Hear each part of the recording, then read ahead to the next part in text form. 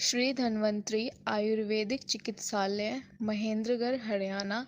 Contact number 9466253312 और 9728927212। नमस्कार, मेरा नाम है ब्रिजेश और आज हमारे साथ में है वैद्य खुशीराम कौशिक जी, जो कि श्री धन्वंतरी आयुर्वेदिक चिकित्सालय महेंद्रगढ़ हरियाणा से हमारे साथ जुड़े हैं और ये इस हॉस्पिटल के संस्थापक भी हैं। तो आइए हम जानते हैं आज सफ़ेद दाग के बारे में। तो खुशीराम जी, हमको बताइए कि सफ़ेद दाग जो बीमारी है ये क्या होती है? सफ़ेद दाग की जो बीमारी होती है इसको एलोपैथी में ल्यूकोड्रमा भी कहते हैं या विटिलिगो भी कहते हैं। इसमें क्या होता है कि सफ़ेद दाग के अंदर जो कोशिकाएं अपने कलर को बनाती हैं वो अपना कलर बनाना बंद कर देती है या कम कर देती है। इसके अंदर जो मेलिनोसाइट कोशिकाएं होती हैं वो काम करना या तो बंद करती हैं या कम करती हैं। इसके अंदर जो ऑटो इम्यून सिस्टम होता है इन कोशिकाओं को या तो नष्ट कर देता है या फिर इनसे कार्य करवाना कम करवा देता है। इसके कारण ये सफ़ेद दाग की बीमारी पैदा होती है। तो वैद्य जी, हमें बताइए कि सफ़ेद दाग की आयुर्वेद में क्या चिकित्सा है? आयुर्वेद में सफ़ेद दाग का बहुत अच्छा ट्रीटमेंट दिया हुआ है।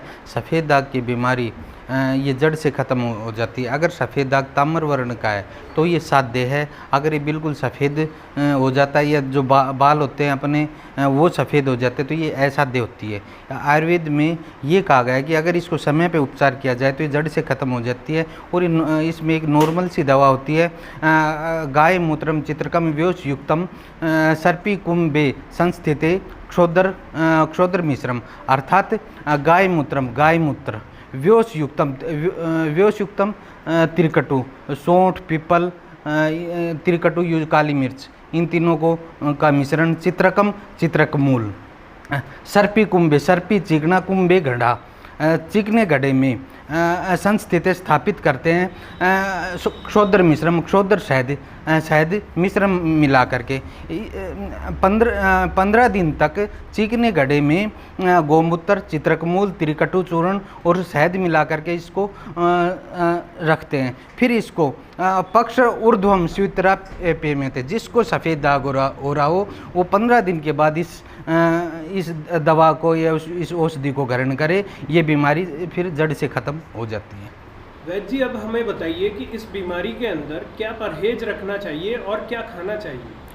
इस बीमारी के अंदर अगर हम आयुर्वेद का ट्रीटमेंट लेते हैं, उपचार लेते हैं आयुर्वेद से, तो हमें परहेज करना बहुत ज़रूरी होता है। क्योंकि आयुर्वेद के अंदर बिना परहेज के कोई भी उपचार संभव नहीं है। इसमें हमें क्या नहीं खाना चाहिए? इसमें तत्रत्वक दोषी, अम्लम, उष्णम, दधि, दुग्ध, इक्षु, अनूप, तिल, मासम, तेजित।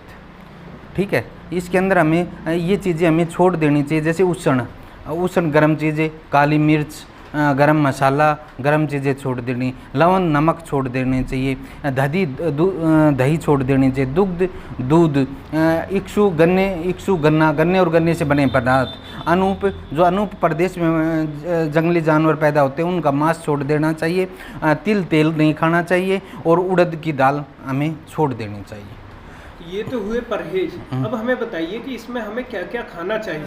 हमारे चरक संहिता में साफ शब्दों में लिखा हुआ है, सालयो यवागो धूमा कोर दूसरा प्रियंगव है, अर्थात सालयो साली चावल, यव जो गोधूम है गेहूँ, कोदू से कोंदा, प्रियंगव प्रियंगू, मुदग्गा मसूरा स्तूरी, तिल तिक्त शाकानी जांगलम। इसके अंदर मुदग मूंग, मसूर दाल, तूरक दाल, तिक्त शाकानी तिक्त शाक जैसे करेला, नीम, जितने भी कड़वे पदार्थ आते हैं वो, जांगल जो जंगल में पैदा हुआ, मतलब जो जैविक खेती होती है वैसे। हमें इसके अंदर पानी का भी परहेज है, पानी भी हमें शोधित करके पीना चाहिए। क्योंकि लिखा हुआ है धात्री, खदिरम, निम्ब, अम्बुआनी, धात्री, आंवला, खदीर, खैर, नीम अम्बू, इन 3 चीज़ों का हमें वो पानी पीना चाहिए। रस किसका पीना चाहिए? रसम मुदगम पटोलम, रस हमें मुदग मूंग और पटोल का रस पीना चाहिए। तक्रम चेंदुराजितम, तक्रम मट्ठा, चेंदुराजितम किसका होता है, बाउची होती है, उसको मिला करके हमें तक्कर को पीना चाहिए। अगर हम इस तरह से परहेज करते हैं और जो आयुर्वेद में बताई गई वो द्रव्यों का हम अगर सेवन करते हैं तो निश्चित रूप से सफ़ेद दाग ठीक हो जाता है। तो अब ज़रा हमें बताइए कि सफ़ेद दाग में क्या क्या पंचकर्म होते हैं। सफ़ेद दाग में सबसे पहले तो हमें स्नेहन किया जाता है, स्वेदन किया जाता है और वमन और विरेचन, ये 4 पंचकर्म हमें इसमें दिए जाते हैं। इसमें शरीर का शोधन हो जाता है, जो दोष होते हैं, प्रकोपित होते हैं, वो बाहर निकल जाते हैं। इसमें लगभग 1 महीने का समय लगता है। और ये सफ़ेद दाग में अगर जितनी ज़्यादा बड़ी बीमारी होती है उतनी ज़्यादा बार पंचकर्म करवाने पड़ते हैं।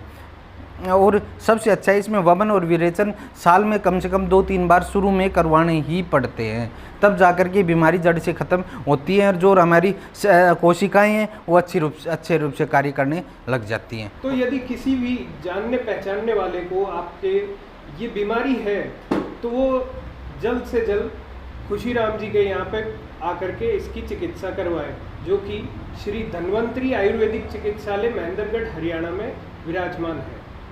धन्यवाद।